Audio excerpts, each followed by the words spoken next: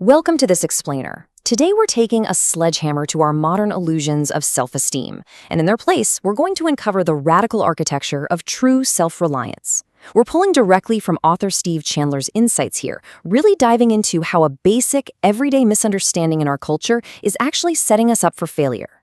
And more importantly, we'll look at how we can start building genuine, unshakable inner strength. If you're into organized, no-nonsense approaches to personal growth, you are definitely in the right place. So let's jump right in with a lyric from an old live performance by the folk singing duo Sonny Terry and Brownie McGee. Now, a Vancouver sales manager named Don Beach, who worked over at Bendorf Förster, actually sent a tape of this exact song to Steve Chandler. Why? Because it completely nailed what Chandler was trying to teach his own sales team. The song is called Love, Truth, and Confidence, and the chorus just hits you right in the chest. It goes, love and truth you can find any place, anywhere, anytime, but you can just say so long once confidence is gone. Nothing matters anymore. That lyric really forces you to stop and ask yourself, are we completely missing the mark here? Are we chasing all the wrong things while entirely ignoring our confidence? Chandler points out that we spend so much of our lives desperately chasing after love or trying to unearth some ultimate universal truth. And sure, those things are great, but in that hustle, we tend to ignore the actual bedrock of our happiness and our ability to just function in the world, which is our self-confidence. Without it, exactly like the song says, nothing else really matters. But where does real confidence even come from? Because let me tell you, society has a seriously distorted view of it right now. Section 1. The self-esteem trap. Okay, to really understand this trap, we have to look at a massive flaw woven right into our modern educational systems. It's this huge clash between misguided new age coddling on one side and actual resilient inner strength on the other. See, a lot of people today think self-esteem is something you can just hand to someone. Give a kid a participation trophy and boom, instant self-esteem. We see this in classes that refuse to give grades. Chandler even highlights this wild example of a Little League group in Pennsylvania that literally wanted to stop keeping score during baseball games, all just to protect the kids from the so-called damage of losing. But think about the alternative here. When we confuse pampering with genuine inner strength, we end up raising highly sensitive people who have zero resilience. And what happens when those kids grow up and have to face a brutally competitive global marketplace? They freeze. They end up confused, fearful, and totally ineffective. Which brings us to Section 2, unsentimental self-esteem. To get a grip on reality, Chandler points us to the intellectually ruthless work of psychotherapists Dr. Nathaniel Branden and Devers Branden. Their concepts actually trace all the way back to Dr. Branden's time working with the objectivist philosopher Ayn Rand. So we are not talking about warm fuzzies here. We are talking about objective reality. In his incredible book, The 6 Pillars of Self-Esteem, Dr. Branden defines it so perfectly. He says self-esteem is trusting one's mind and knowing that one is worthy of happiness. The key takeaway?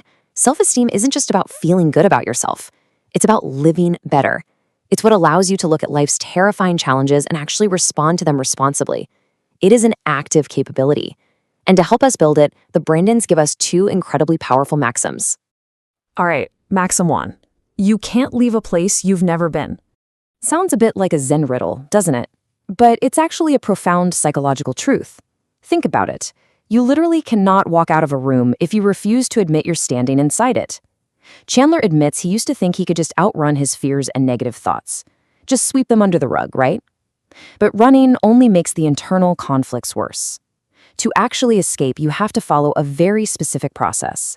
Step 1, get your fears out into the sunshine. Step 2, demystify them. And step 3, dismantle them. You have to bring all those self-sabotaging behaviors into full consciousness. That full consciousness is the place he had never been. And only by going there could he finally leave it behind. It's exactly like a bomb squad dealing with an explosive. You don't just ignore a ticking bomb. You get up close, you study the wires, and you systematically take the whole thing apart. Moving right along to Maxim 2, radical independence. So once you're actively dismantling those fears, you hit the next level. And this concept from the Branden Institute forces us to look right at our most terrifying self-deceptions. You have to ask yourself, who is going to rescue you from your circumstances? It's a brutal question, because honestly, human beings are absolute masters of self-deception. Chandler points out that even as fully grown adults, we come up with these incredibly subtle variations of the "I want my mommy" theme. We just walk around secretly waiting for someone else, a boss, a romantic partner, a politician, to swoop in and magically fix our lives. But here is the heavy, entirely unsentimental truth from the Brondens. No one is coming. Let's just pause for a second and really let those 4 words sink in. No one is coming to rescue you. Now, at first, Chandler found this utterly terrifying. It goes against all our childhood programming. It feels like the ultimate abandonment. But wait, because once you push through that initial shock, something absolutely incredible happens. The upside to this harsh reality is complete and total freedom. Realizing that no one is coming is actually the ultimate empowerment. First off, it means you are enough. Nobody needs to rescue you because you can handle your own problems. You are entirely appropriate to life. Second, it means you generate your own happiness. You get to build your own strength.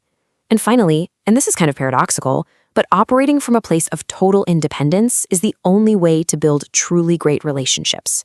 Why? Because suddenly your relationships aren't based on neediness, fear, or dependency anymore. They're built on mutual independence. You're choosing to be with someone, not just desperately waiting for them to save you. Let's wrap up this explainer with an absolute mic drop moment. So there was this group therapy session, and a client decided to challenge Dr. Brandon on this very principle. The client looked at him and said, "But Nathaniel, it's not true that no one is coming. You came."